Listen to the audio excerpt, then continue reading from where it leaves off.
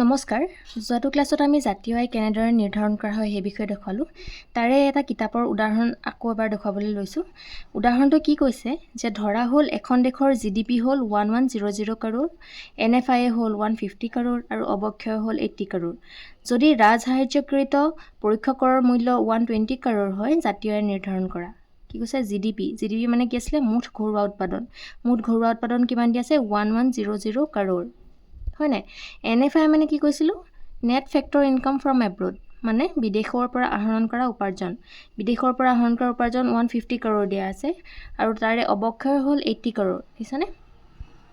যদি ৰাজসাহায্যকৃত পৰীক্ষকৰ মানে টেক্সৰ কথা কৈছে টেক্সৰ মূল্যটো 120 কৰোৰ হয় জাতীয় আয় নিৰ্ধাৰণ কৰিবলৈ কৈছে হয়নে তো সলিউশন কেনেকৈ উলিয়াব লাগিব যে দিয়া আছে কি দিয়া আছে জিডিপি 1100 দিয়া আছে এনএফআই 150 কৰোৰ দিয়া আছে ডেপ্ৰিচিয়েচন 80 কৰোৰ দিয়া আছে আৰু টেক্স কিমান দিয়া আছে 120 কৰোৰ দিয়া আছে এইখিনি এই কোৱেশ্চনটোৰ পৰা উলিয়াই ল'ব পাৰি মানে তেতিয়াহলে মানে আনসাৰটো উলিয়াত সুবিধা হয় আৰু তেতিয়াহলে এনআই উলিয়াবলৈ হলে আমি ফাৰ্স্ট আমাক যদি জিডিপি দিয়া থাকে আমি কি উলিয়াব পাৰিম জিএনপি উলিয়াব পাৰিম হয়নে জিএনপি উলিওৱাৰ ফৰ্মুলাটো কি বুলি কৈছিলো জিডিপি প্লাস এনএফআই জিডিপিৰ ভ্যালুটো কিমান দিয়া আছে 1100 কৰোৰ দিয়া আছে প্লাস এনএফআই ভ্যালুটো কিমান দিয়া আছে 150 কৰোৰ হয়নে 1100 প্লাস 150 ইজ ইকুৱেল টু কিমান হ'ব 1250 কৰোৰ হ'ব তেতিয়াহলে আমি জিএনপি ভ্যালুটো কিমান পাম জিএনপি ভ্যালুটো পাম 1250 কৰোৰ হল এতিয়া জিএনপি ভ্যালু উলোৱাৰ পিছত আমি কি উলিয়াব পাৰিম এনএনপি উলিয়াব লাগিব এনএনপি কেলে উলিয়াব লাগিব কাৰণ এনআই উলিয়াবলৈ হলে আমাক এনএনপি ভ্যালুটো লাগিব হয়নে হে এনএনপি উলোৱাৰ ফৰ্মুলাটো কি আছিল জিএনপি মাইনাস ডেপ্ৰিচিয়েচন কষ্ট হয়নে জিএনপি উলিয়াই আমি কিমান পালো 1250 পালো মাইনাস ডেপ্ৰিচিয়েচনৰ ভ্যালুটো কিমান দিয়া আছে depreciation is equal to 80 crore 1250 minus 80 is equal to কিমান হ'ব 1170 কৰোৰ এনএনপি ভ্যালুটো আমি পাই গলো হয়নে এতিয়া আমি এনআই উলিয়াব পাৰিম এনআই উলিওৱাৰ ফৰ্মুলাটো কি কৈছিলো NNP minus indirect tax plus subsidies হয়নে এনএনপি তেতিয়াহলে আমি কিমান পালো উলিয়াই 1170 পালো মাইনাস টেক্সৰ ভ্যালুটো আমাক কোৱেশ্চনত দিয়া আছিল টেক্সটো কিমান আছে 120 কৰোৰ হয়নে টেক্সটো 120 1170 মাইনাস 120 তেতিয়াহলে সাবসিডিৰ ভ্যালুটো আমাক কোৱেশ্চনত দিয়া নাই হয়নে সাহায্য বুলি দিছে কিন্তু ৰাজসাহায্যকৃত পৰীক্ষকৰহে কৈছে তেতিয়াহলে টেক্সে হবাব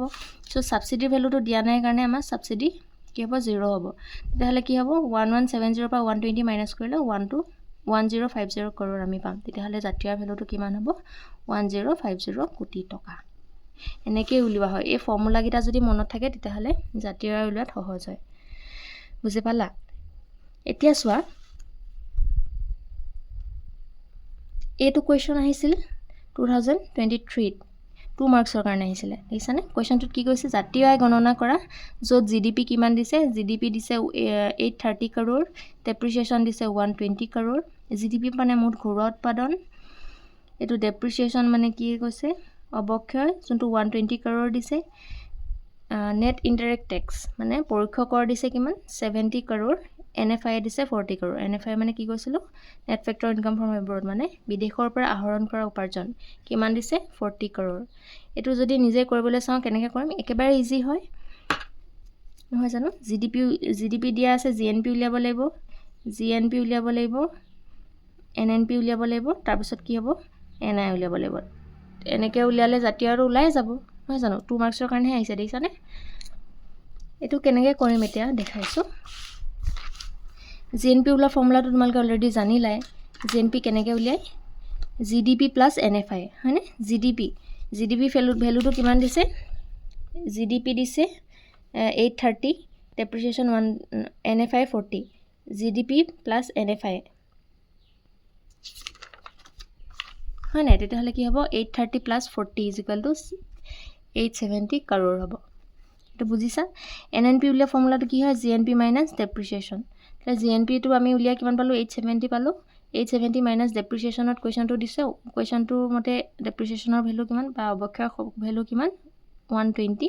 কৰোৰ তেতিয়াহলে এটো পাই এটো মাইনাস কৰিলে কিমান হ'ব 750 কৰোৰ একেবাৰে সহজ দিছা জাস্ট মাইনাস কৰিব লাগে এতিয়াহলে আমি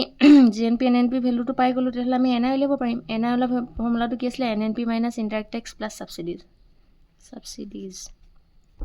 এনএনপি ভ্যালুটো কৰি আমি কিমান পালো 750 ইনডাইৰেক্ট টেক্সটো কিমান দিছিলে কোৱেশ্চনত ইনডাইৰেক্ট টেক্সটো দিছে 70 দেখিছানে ইনডাইৰেক্ট টেক্সটো 70 দিছে আৰু ছাবচিডি ভেলুটো দিয়া নাই, সেইকাৰণে ছাবচিডি 0 হ'ব। তেতিয়াহ'লে এইকেইটা প্লাছ মাইনাছ কৰিলে কিমান পাম? 680 কাৰোৰ। এনেদৰে জাতীয় আয় উলিওৱা হয়। এইটো কৰি দিলে তুমি 2 মাৰ্কছটো ধুনীয়াকৈ পাই যাবা। জাষ্ট ফৰ্মুলাটো মনত ৰাখিব লাগে। এনেদৰে জাতীয় আয় নিৰ্ধাৰণ কৰা হয়।